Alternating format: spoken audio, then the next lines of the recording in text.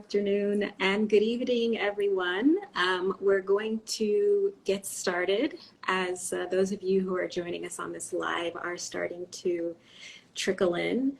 My name is Akinyemi, and I'm the Learning and Community Manager for the UNDP Accelerator Lab Network, and I'm really pleased to be hosting this live conversation on informal household innovation in South Africa. Just to give a little bit of context before we get started and as people start to join the conversation. For those of you who don't know, the UNDP Accelerator Labs are a network of 91 labs in 115 countries, and they are all focused on accelerating learning toward unlocking the SDGs. And one of the key premises of that work is that the solutions to these complex social problems that we're facing will be found by those who are closest to the problem. And so that's why we were very excited to partner with Utrecht University, the University of Johannesburg, and the MIT Sloan School of Management to do the first ever study on informal household innovation. Household innovation meaning people building solutions to their own problems in their homes in South Africa. And we were very fortunate last week to launch the report showcasing this research, making the invisible visible informal innovation in South Africa last Wednesday, July 19th. Where we were able to share some insights from that research and then also have context-specific conversations about what informal innovation looks like in Kenya and in South Africa. And the very next day, we had an in-person launch hosted by the University of Johannesburg, where we were able to explore the research findings in a little bit more detail, specific to the South African context. And so you might imagine that at the heart of this research and all of these conversations are the innovators. So the research revealed that there are nearly 1 million South Africans who are innovating in their homes.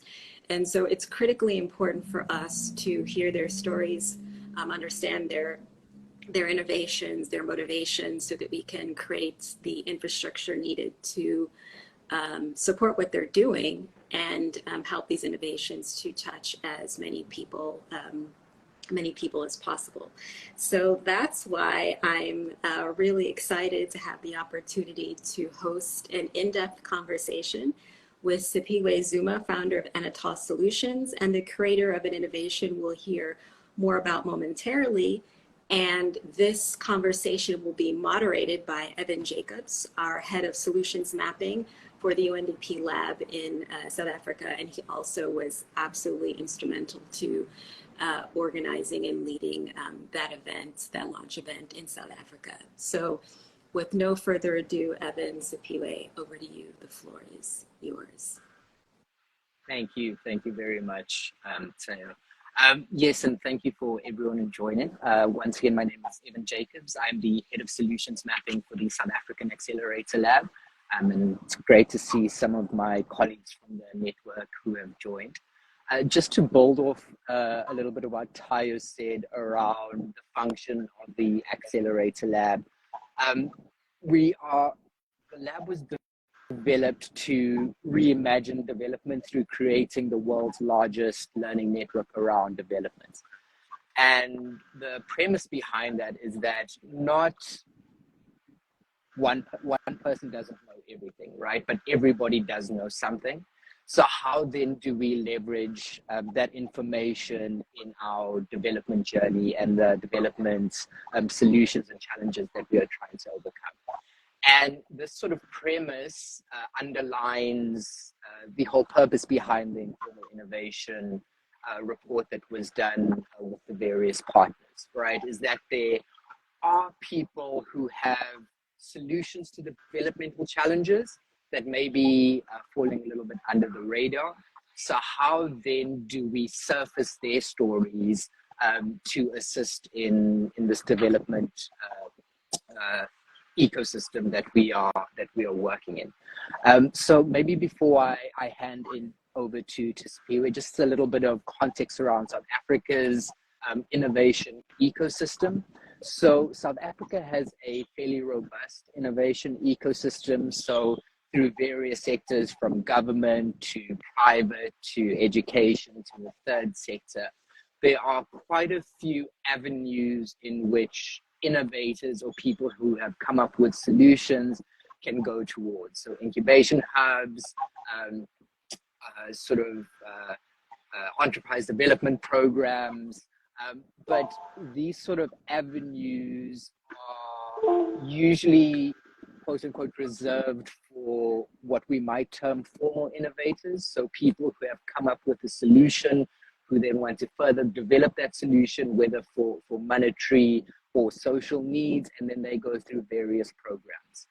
And what often happens is there are people that we miss who might not be able to access those innovative pathways. And that's really what the report is trying to uncover. What is sort of the landscape for these informal household innovators, and then how then do we potentially surface these people to further their development.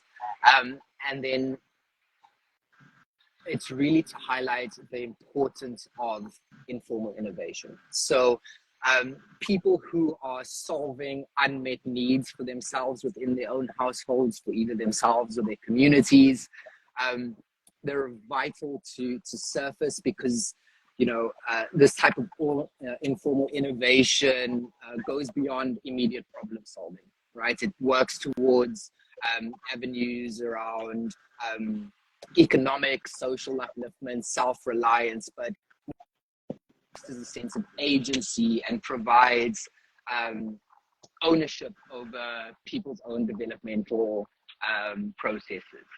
So I think within that context, I would like to introduce you to Siphiwe Zuma, who has developed one of these innovations for himself. Obviously, he'll go into it a little bit, but just a little bit of background. Siphiwe has developed a ingenious backpack umbrella, which is a retractable umbrella that can be used or attached to wheelchairs to provide protection from the rain to the disabled and those who have mobility issues. And as he explains, you will kind of see the importance of why this is something that's valuable and needs to be surfaced a little bit more. So Siphiwe, over to you. Thank you very much for the opportunity. Hello, everyone, and to all those who are joining in on this live, thank you for your time. So, yeah, no, it is a pleasure to be with you guys. Yeah, I don't know whether I should introduce myself, but I believe Evan, you've already done the job. But basically, my name is Siphiwe Zuma. Was born in South Africa, raised in a village called, in a town in Durban, in a village called Inanda. So basically how I came about the innovation, it wasn't really a sort of like what I usually say, it wasn't an entrepreneurial wing, sort of to speak, but it was, or rather an entrepreneurial inspiration. But it was a need. I had a need that I wanted to address. So when I was 9 years old, I was unfortunate to be involved in an accident where I was gunshot. So on that accident, I had to be amputated. So from there, growing up, I didn't have quite like significant challenges, but the problem started when I was doing my tertiary studies in institutions of higher learning. So studying interior design, using crutches, having to carry boards, laptops, and on top of that, when it's raining, because I need crutches for myself to move, it became quite of like an impossible situation. So understanding my background and the fact that how hard it was for me to actually finally reach the tertiary institution, I wasn't going to give up just because of rain or just because now I have a newfound struggle. So the issue now was to make shift with that situation. So basically from there I looked at myself and said, what is it that I carry with me each and every day, which was a backpack. Then I said, wouldn't it be cool to have an umbrella that retracts from the backpack? And the backpack would sort of provide support for the umbrella when I need to use it, when it's deployed, and when it retracts, it will also be stored within the umbrella. So then I used the then available softwares for myself, which I was studying interior design. So I used AutoCAD and I believe SketchUp to sort of design a concept around the idea that I had. And then it seemed to be working quite well from the idea or the concept point of view. Then from there, because I did not have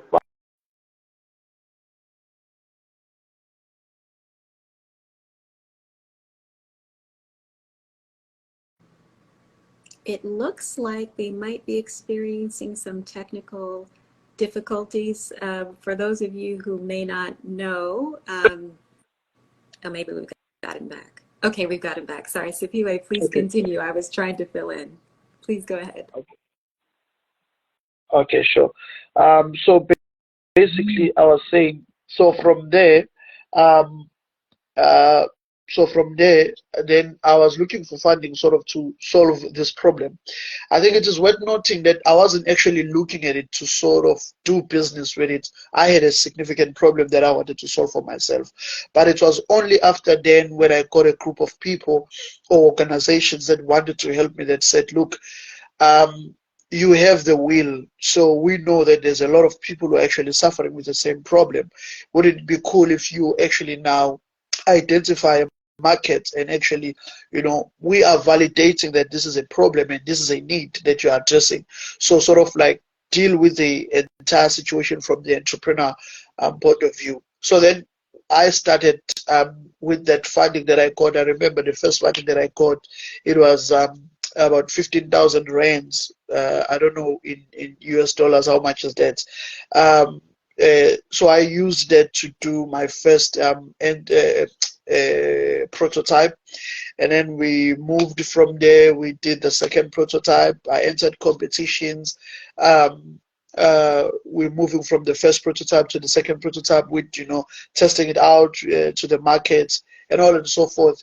Even going through incubations and now sort of learning the entrepreneurial side of things, which was quite a journey because we started in 2017.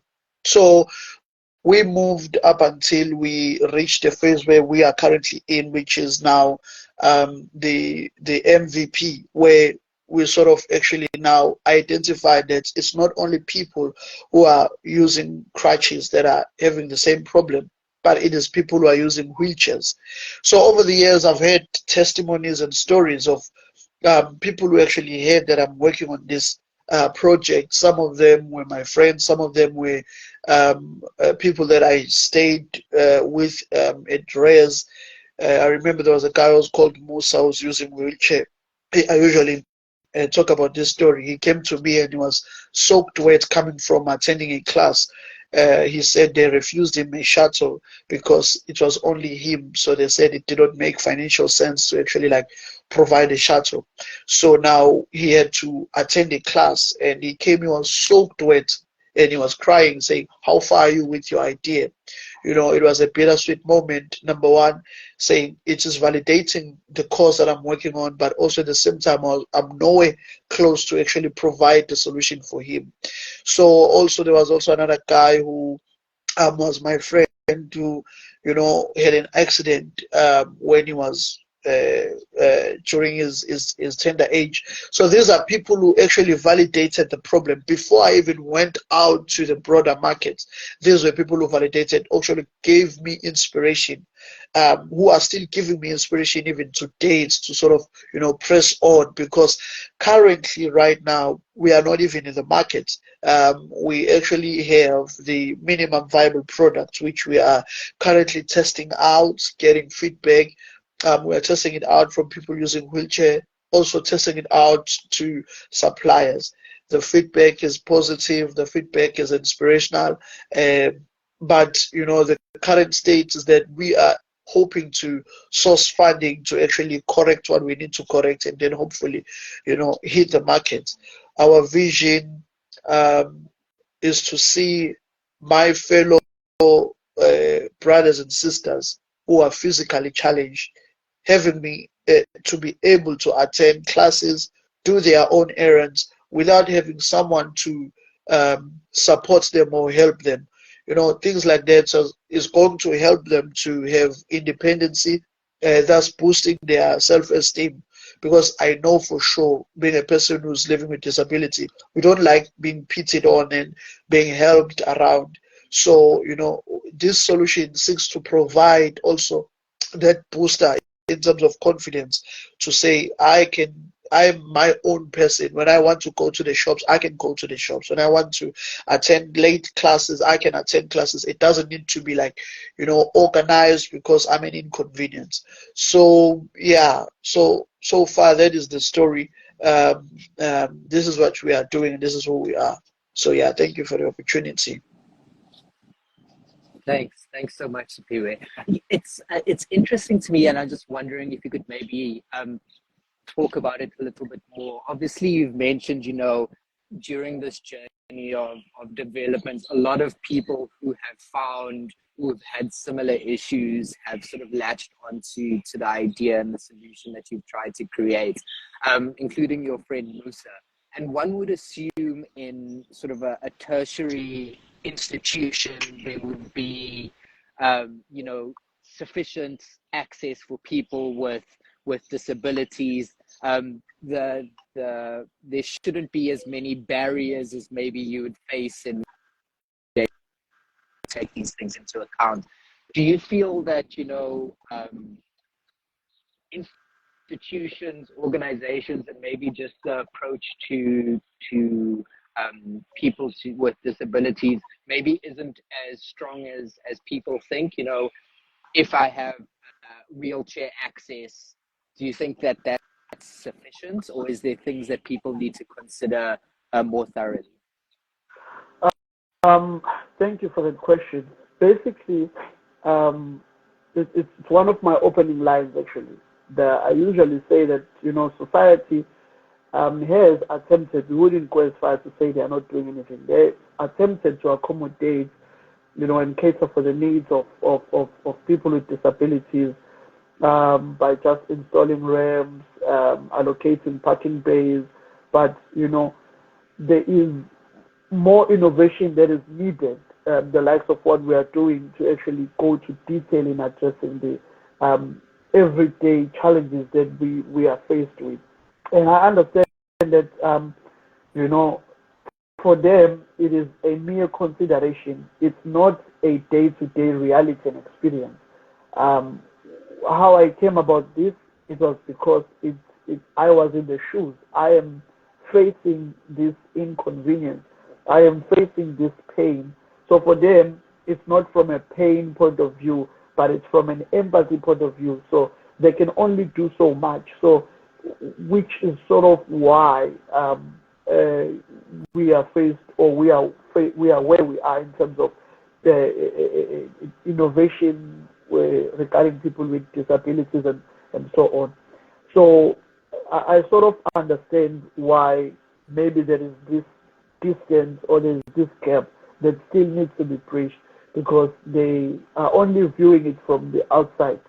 But so people like us who are facing this problem, we understand and we know, we can identify as well that these are the problems that we have. I remember when we were actually going through the incubation phases, and they said, okay, we hear you that you have this solution, but don't you think there is already solutions in the market? And I said to them, yes, there are people who are trying to provide solutions, but some of these solutions, when you look at them, it's like they are designing things for clowns. It's something that, as a person who's physically challenged, I wouldn't use. It's like an umbrella that you wear on your head. You're like, am I going to a circus or am I attending class?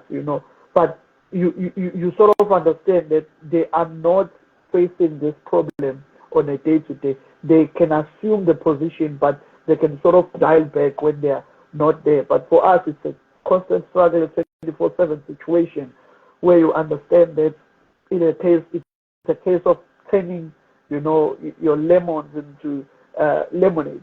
So yeah, I don't know if I've answered your question. No, I think you have, and I think you've also highlighted important points about why it's important that we identify as many innovators as possible, right? Because the solutions themselves provide this context, right? As you mentioned, you live this experience every day, and it might be difficult for someone who isn't in your position to come up with an adequate solution to a specific problem because they don't understand the entire problem. And that's why it's important that the solutions themselves are brought to light and shared as much as possible, because I'm sure even in your innovation journey, just by you explaining your innovation to people, you've kind of forced them to start rethinking what the actual problem is, right? And I just wanted to know, maybe ask before I hand over to Teo if she has any questions. I think, you know, as mentioned, you have also to a degree been very fortunate. You know, your skills have been recognized. You've gone on to tertiary education. You've gone to institutions. You've had access to sort of incubators, X, Y, and Z. So how difficult do you think it would be for you to get this innovation to where you need it to be if you didn't have some of the advantages that you have had? Yeah. You know, okay, yeah, we can, for a lack of a better word, we can look at that as advantages to be in, to go to enroll in an institution of higher learning, higher learning, and also to be part of those incubations and so forth. I mean, look, even having been fortunate to be part of those, I am still facing like serious difficulties. Oftentimes than not, I'll tell you, and I'm being honest. I want to give up because I'm like, who am I to, you know, try and go against the tide and try to solve this problem? Because, you know, I've mentioned that we are still looking for funding to further develop this project. We do enroll in competitions and grants and all the rest.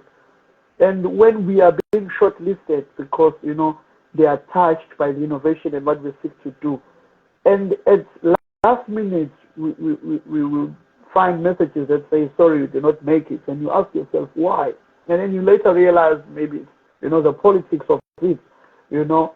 So that's why I kind of like skeptical to agree that there has been any advantage, you know, with what we are dealing with. But hey, we have the will, and I personally am not going to give up. If it needs for me to actually hustle my way, as I'm currently doing now, I've ventured into different sort of hustles to sort of, you know, raise capital to solve this at my pace. It would have been very faster if we get funding, but the truth of the matter is we are not.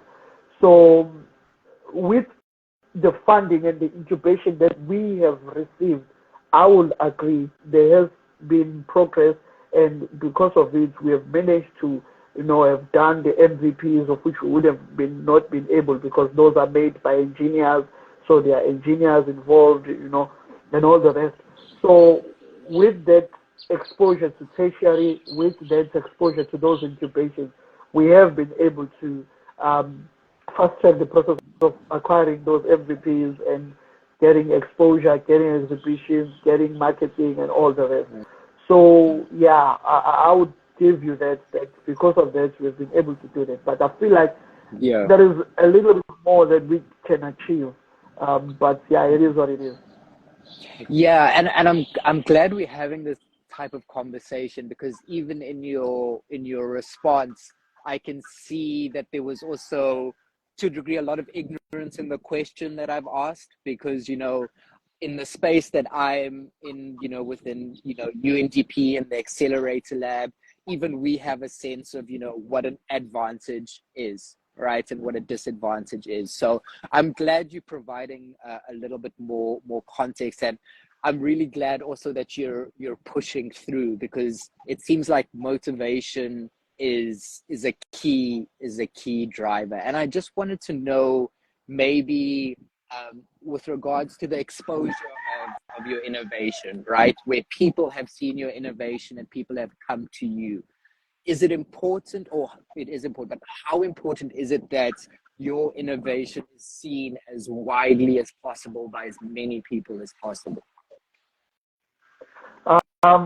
For me, the greatest thing that I would want is to see the solution being used, not only being seen and uploaded and, you know, recognized, or even maybe, you know, some people would say get a Nobel Prize or whatever. No. For me, the greatest thing it would be to see Musa being able to attend classes without having to book someone, without having to check if they are available, without having to require a shuttle, just for him to like hop in on his wheelchair and attend the class, do his errands. Hey, go see his girlfriend, you know. For me, that is what I really, really, really want to see. Getting recognition, getting exposure really is, and having people saying we appreciate what you are doing is the necessary motivation. We are inspired by that. We are validated and given, refueled by those experiences to say, let's continue to push because we are heading on the right direction. But, you know, the end goal would actually to see the product reaching the market and people getting help.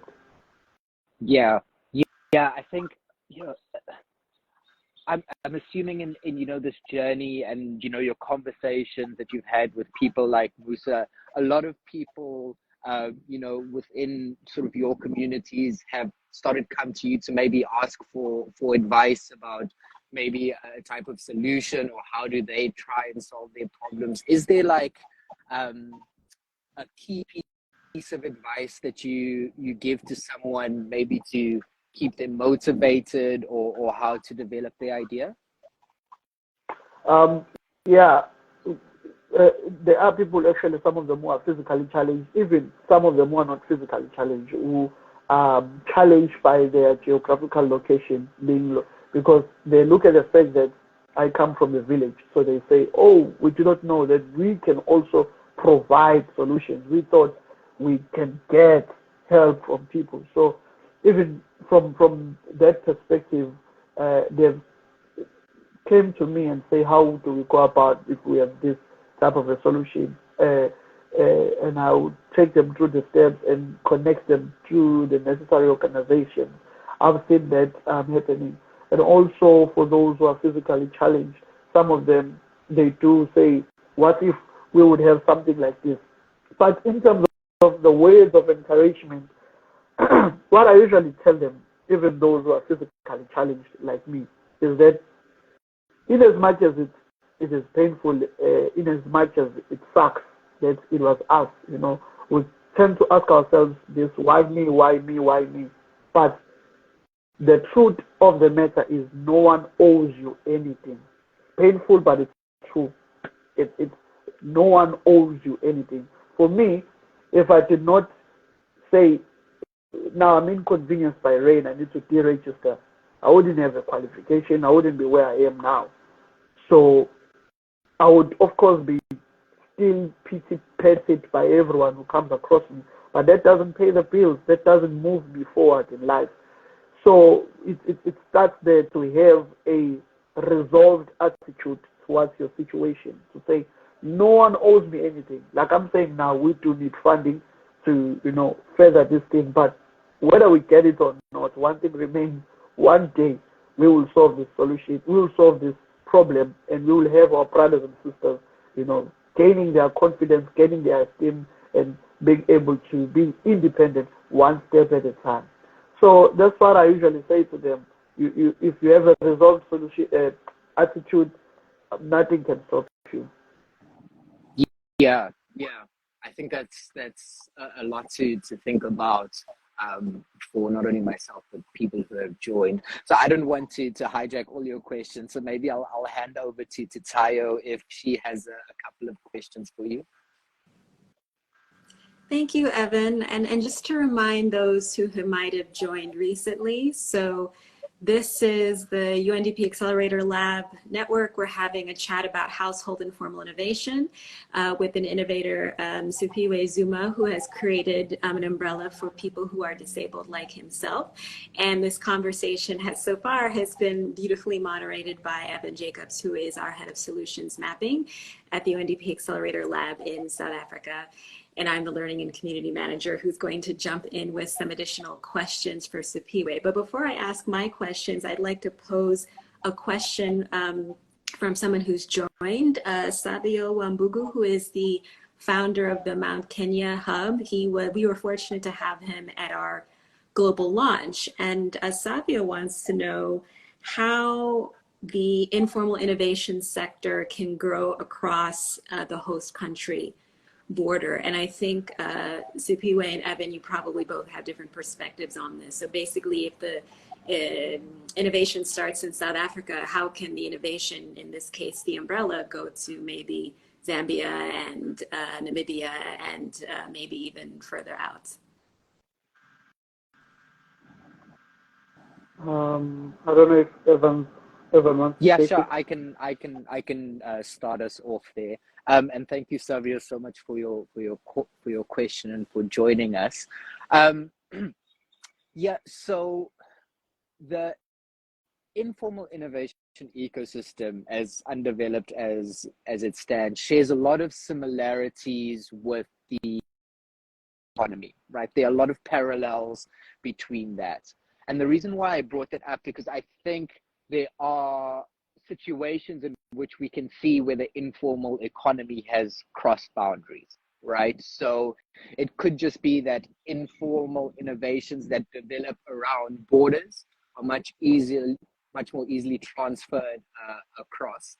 But maybe if I could reframe the question a little bit about what we should be asking about, how, instead of how does informal innovation cross borders, what lessons can we learn from an enabling environment that allows informal innovators to thrive, right? Because whilst cross-border innovation and cross-border cooperation is important, I think something that the study has highlighted is that there's a wealth of innovation within your own country, right? And you really want to try and surface and develop that as much as you can before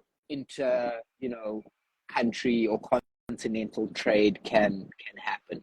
So just going back to the core principle behind the Accelerator Lab and why we're so focused on learnings, right, is that a lesson learned has a significant potential to create change, as opposed to a single sort of idea or solution. Whilst they are important, whilst we are trying to surface as many solutions as we can, what we're trying to do is show a framework or a system or a lesson that can be taken and transferred to a different country. So yeah, I think maybe Siphiwe, I'm not sure if you've had any examples of, or if you've, maybe I could reframe it this way. Have you learned from any innovations from outside of the country, and has that developed your solution in any way, or vice versa? Okay. Basically, because let's take it from when I was doing my first year, 2017. What I did not just jump from there and say, okay, I'm going to try and provide a solution for myself. So it was a matter of, okay, I'm using crutches, there's rain, I'm carrying a laptop, I want to hold an umbrella. Can't I find any anything in the market that I can buy. That was my go-to solution. And then from there, I came across those wild solutions where you have an umbrella that you can wear in your head. And I find it that very, very funny, you know. If per se, I can say maybe that was an inspiration to say, okay, let me develop something that is going to be dignified for that I would like to myself to use as a solution to my problem. Yeah, so in terms of inspiration, I can say that was the inspiration. But maybe to say there was some, oh yes, even in China, there were sort of solutions in your Alibabas and all the rest. But the problem there again is that they are looking at it from the empathy point of view and from the profit sort of, you know, view. So what I recognized in their solution is that they have a lot of joints, a lot of, you know, mechanisms that you need to screw, tie, and all this. And a person who's physically challenged, already his life is complicated. So if you are bringing such a situation to him, you are further complicating his life. So I took from there that, okay, our solution needs to be simple. It needs to have durable material. It needs to be, even if you throw it whatever way you like, if you're flying and then they are trying to store it for you and they throw it around, it needs to be strong. So I can say maybe that is like sort of like a point of inspiration in how I learned. I don't know if I'm answering your question or I'm just, you know. No, perfectly. I think, you know, it's a great example of sort of learning from a different and providing it and sort of providing your own context to that. And that's how, you know, a way in which innovation can cross boundaries, right? In its development, in its learning, it's about an idea and then what is the context that can be attached to that idea. And I think that's what makes it sort of transnational or cross boundaries. Tayo, maybe over to you if you have any further questions.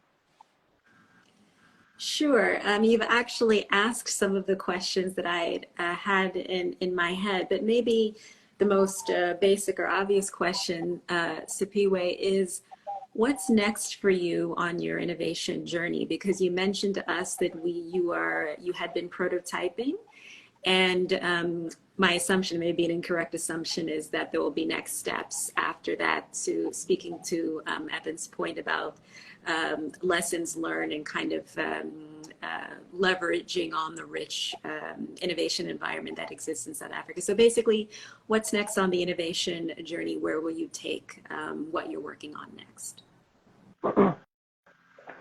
Yeah, thank you.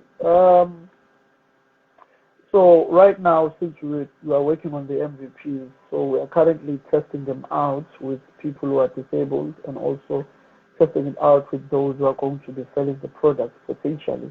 And we are getting feedback from them, noting it and saying, okay, maybe this is what we need to add, this is what we need to remove, this is the type of material that we need to use, you know, the specifications and so on.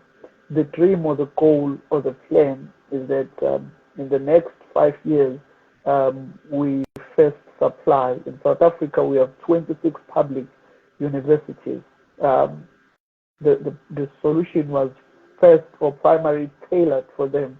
So the vision would be to provide the solution in these 26 public universities with an assistance, obviously, from the government through the systems of financial aid, where the students who are using the financial assistance would not pay with their own money that they don't have to get the solution or the product, but they will pay through the financial assistance that they got from the government. So that is the plan. But obviously, between there and now, there is also a need to go back to the workshop, design further R&D the solution, which needs a lot of funds, as I mentioned. we do not have necessarily, but we have the will, we have the desire, so we are not giving up. I'm pushing on my side.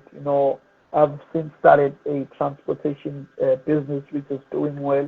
So I hope once it becomes steady, I will also, diversify those funds to sort of assist, because looking for funds alone is delaying us actually, because that is the hold that we actually have. But we are not giving up. We are pushing. So that is the vision. And maybe that question that you asked and Evan answered, I don't know if I heard it correctly, but how to make the informal innovation to reach even, other parts of the world. I think one of the major problems that is faced by informal innovators is the bureaucracy. It's the hoops that you have to jump. It's the system that you have to fight, and you are an individual. How can you fight against the system and win? So probably if it can be lightened from that point to say, these are informal innovators, so we can't put them on the same scale with formal innovators. I don't know, maybe I'm answering the question right, but that's also what we need, and which is a nice thing, because we have now programs like, the UNDP, our voice is going to be heard. For an example, if I was just doing a live on my own, no one was going to listen to me. It wasn't going to go any further. But with this assistance, so it is initiatives like this that are probably going to aid us into reaching even the SADC regions, international space, and so on. Sorry, before you carry on, I'm just going to put Siphiwe's organization in the chat as well. And if you could please share them more broadly. As this discussion has kind of shown, we're not sure what will resonate with a person, right? When they looking for ways in which to overcome their challenges. So please share it more, Siphiwe's story more broadly. There might be a person in your country who is like Siphiwe, trying to look for the solution in a specific marketplace where it doesn't exist. So yes, I'll just add that. Sorry, Tayo, over to you.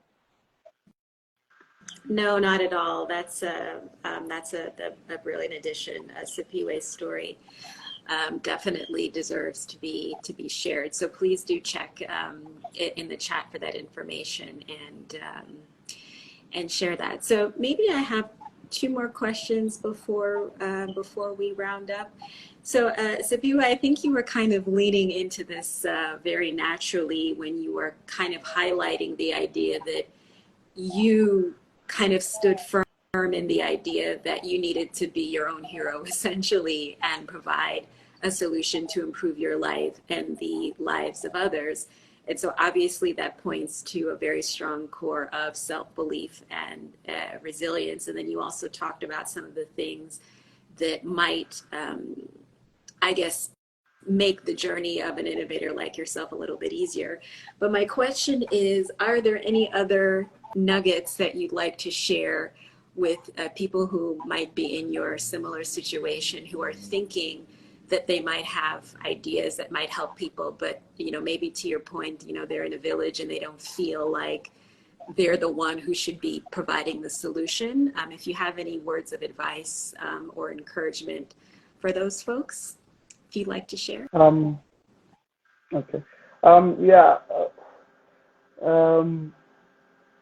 Based on my little experience on Earth, I've come to realize that whether disabled or not, advantaged or not, privileged or not, if you want to do something, and the key there being you really, really, really want to do it, you would do it. If you want to go to the moon, we don't know the reason, but you really do want to go to the moon, one day you will get there. But the question is, do you really want to go there? Because sometimes people have become so good to convince us that they want to do something, they want to be something, but not really wanting to do that. So that's the first thing, like I said before, that there is having a resolved attitude towards your situation and towards what you are faced with. That's the first and the most powerful thing. You are then, if you are in that situation, you are in control. And then from there, you then look. I used to have a teacher in primary school who used to say, use what you have in order to get what you don't have. So that's also the way to go from there. Then you know that eventually you would reach where you want to reach. Besides the funding, besides the support, besides the exposure and all of those things are drawn towards a resolved attitude and mentality. Help is there, help is around, and it is very, very assuring to know that whatever dream and goal that you have, there is someone out there who's already living in that reality. There's someone who's living in your dream. There's someone who's enjoying what you are still looking as a dream. So that should inspire you, because that person is a human being like you, is subject to the elements like you. So really, it's all about attitude and drive and will. So yeah, that's what I can say. Thank you so much, Siphiwe. I did have another question, but your comments were so powerful. I feel like that was a mic drop moment, so I should leave it to where you left it. But in case, Evan, you have any closing comments, or Siphiwe, you have anything that you'd like to share that we maybe didn't discuss, mic is open to both of you before we close out. Thanks. Yeah. A point to my developmental colleagues who are on the call. I think what Siphiwe has really highlighted is not only the importance of surfacing these informal innovations, but really thinking about how we actually approach these innovators, right? We need to start thinking a little bit more and questioning a little bit more why the innovation was developed. We need to understand the context in which the solution was created, because I think if we go in there with certain expectations, without enough information, we can do a disservice to the innovations and the innovators that we're trying to surface. So yeah, I'll leave it at that, and then I'd also just like to, for myself, thank Siphiwe and for all those who joined. Yes, over to you, Tara. Thank you so much, Evan, for your brilliant moderation, and to Siphiwe for what is obviously an inspiring story, but also for giving us a little bit of a sneak peek into what it's like to actually sort of say, hey, there's something that, there's a problem that I need to fix. I think I might be able to fix it, and I think I might be able to improve my life and the lives of others. I think it's a little bit of a mental model shift to think, again, that despite the fact that you're not technically an entrepreneur, you might not be an engineer, that you have the tools to get started with, to your point, what you have, and then use what you have to find the rest. I think it's a beautiful way to describe that. So I don't think there are any other questions in the chat, so we'll wrap it up here. Again, thank you so much to Evan and to Siphiwe for this brilliant conversation. Please do check for the links to Siphiwe's work, which Evan had shared also. And then please, we will follow up with additional information on the report and any other kind of similar conversations that we'll have on informal innovation in South Africa and beyond.